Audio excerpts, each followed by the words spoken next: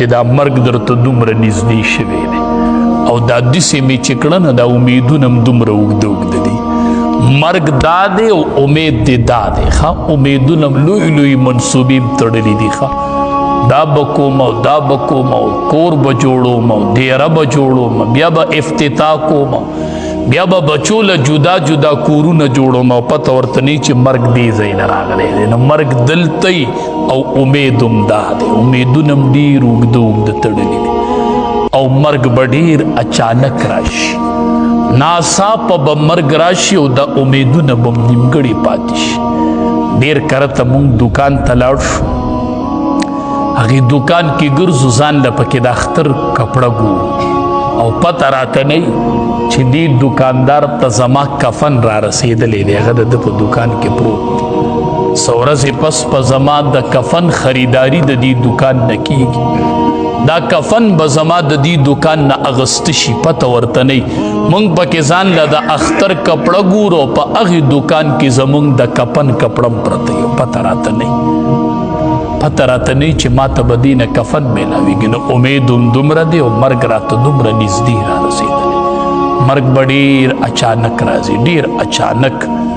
سړي به جوړه کړي یو پیښه به بله شي جوړه به یو پیښه به بله شي ټولې ارادې به نیمګړې پاتې شي تیارې کوو اخرت لیکو نبی کریم صلی الله علیه وسلم یو ورځ صحابه کرامو ته خیانت ذکر کو دی ډېره لویه ګناه وګڼله وی د پردي حق نه ځان ساتئ دی ډېره لویه ګناه وګڼله صحابو ته یو ورځ په دې موضوع تقریر وکړو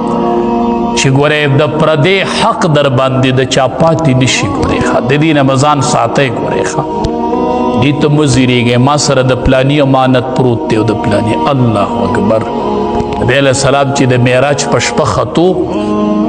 حالات یې ولیدل نو یو کس دی د لرګو ګېډۍ دی ورسره هغه ګېډۍ چې اوچتوي نو نه شي اوچتولی نو نور لرګي پکې کېږي هغه ښه دروند شي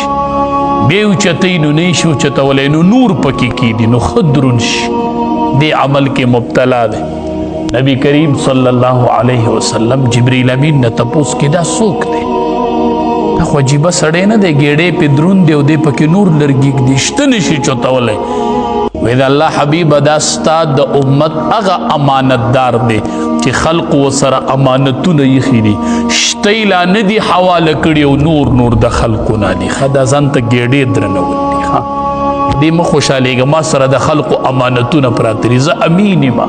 نه دا ځان ته ګېډې درنول دي بیا به یې نه شي اوچتولی پردي امانتونه لرکوه پردي امانتونه حواله کوه دا ګېډي به ځان ته نه درنی ګورئ دا ځان ته د اخرت پیټې درنول دي ګورئ ښه